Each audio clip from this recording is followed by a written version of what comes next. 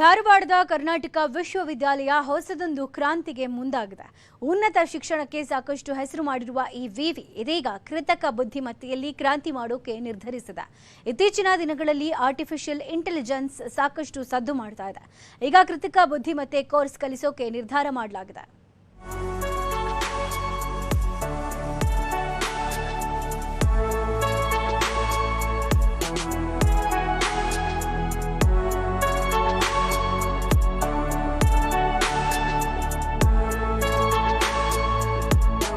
ಕಾಲಕ್ಕೆ ತಕ್ಕಂತೆ ಶೈಕ್ಷಣಿಕ ಕೋರ್ಸ್ಗಳು ಕೂಡ ಬದಲಾಗಬೇಕು.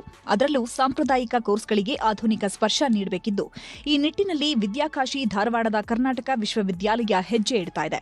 ಬಿಎ, ಬಿಎಸ್ಸಿ, ಬಿಕಾಂನಂತಹ ಸಾಂಪ್ರದಾಯಿಕ ಕೋರ್ಸ್ಗಳಲ್ಲಿ ಕೃತಕ ಬುದ್ಧಿಮತ್ತೆ ವಿಷಯ ಕಲಿಯುವ ಅವಕಾಶ ಕಲ್ಪಿಸಲು ನಿರ್ಧರಿಸಲಾಗಿದೆ.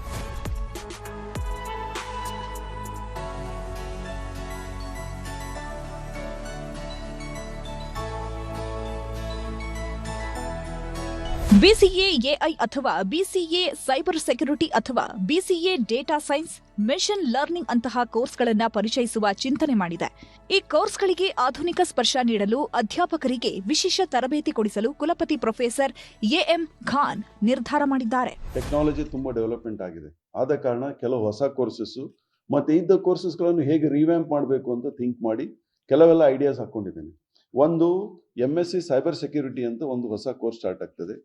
MSc AIML ಅಂತ artificial intelligence and artificial intelligence machine learning ಅಂತ ಒಂದು ಸ್ಟಾರ್ಟ್ ಆಗ್ತದೆ. ಅಥವಾ MSc ಡೇಟಾ ಸೈನ್ಸಸ್ ಅಂತ ಒಂದು ಸ್ಟಾರ್ಟ್ ಮಾಡ್ತೇವೆ MSc ಕೋರ್ಸ್ ಅಲ್ಲಿ. ಅದೇ ರೀತಿ BSc ಅಲ್ಲಿ ಕೂಡ BSc AI ಅಥವಾ BSc ಸೈಬರ್ ಸೆಕ್ಯೂರಿಟಿ ಈ ಕೋರ್ಸ್ ಅನ್ನು ಕೂಡ ಹೊಸದು ನೆಕ್ಸ್ಟ್ ಅಕಾಡೆಮಿಕ್ ಇಯರ್ ಇಂದ ನಾವು ಸ್ಟಾರ್ಟ್ ಮಾಡಬೇಕಂತಿದ್ದೇವೆ. ಇತ್ತೀಚಿನ ದಿನಗಳಲ್ಲಿ ಆರ್ಟಿಫಿಷಿಯಲ್ ಇಂಟೆಲಿಜೆನ್ಸ್ ಅನಿವಾರ್ಯ ಎನ್ನುವಂತಾಗಿದೆ. ಎಲ್ಲಾ ಕ್ಷೇತ್ರದಲ್ಲಿಯೂ ಎಐ ತನ್ನ ಪ್ರಭಾವ ವೃದ್ಧಿಸುತ್ತಿದ್ದು, ತಂತ್ರಜ್ಞಾನ ಬೆಳೆದಂತೆಲ್ಲ ಮಕ್ಕಳು ಕೂಡ ಬದಲಾವಣೆ ಆಗಲೇಬೇಕಿದೆ. ಅದಕ್ಕಾಗಿಯೇ ಎಐ ತಂತ್ರಜ್ಞಾನದ ಬಗ್ಗೆ ಜ್ಞಾನ ಇರುವ ನುರಿತ ಪ್ರಾಧ್ಯಾಪಕರಿಂದ ಪಾಠ ಹೇಳಿಸಬೇಕಿದೆ.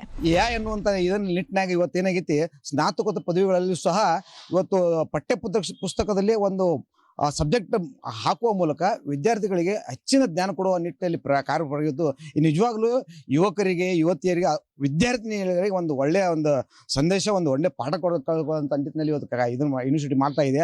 ಆ ಯೂನಿವರ್ಸಿಟಿಯ ವೈಸ್ ಚಾನ್ಸಲರ್ ಇವತ್ತು ಅದಕ್ಕೆ ಕಾರ್ಯಪ್ರವೃತ್ತರಾಗಿದ್ದು ನಿಜವಾಗ್ಲೂ ಶ್ಲಾಘನೀಯ. ವಿದ್ಯಾಕಾಶಿ ಧಾರವಾಡದ ಕರ್ನಾಟಕ ವಿವಿ ಹೊಸ ಹೆಜ್ಜೆ ಇಡಲು ಹೊರಟಿದೆ. ಅದಕ್ಕೆ ರಾಜ್ಯ ಸರ್ಕಾರವೂ ಬೆಂಬಲಿಸಿದೆ. ಇದು ಕರ್ನಾಟಕ ವಿವಿ ಮತ್ತು ಈ ಭಾಗದ ವಿದ್ಯಾರ್ಥಿಗಳಿಗೆ ಸಂತಸದ ವಿಚಾರವಾಗಿದೆ. ಮಂಜುನಾಥ್ ಯಡಳ್ಳಿ, ನ್ಯೂಸ್ 18 ಧಾರವಾಡ.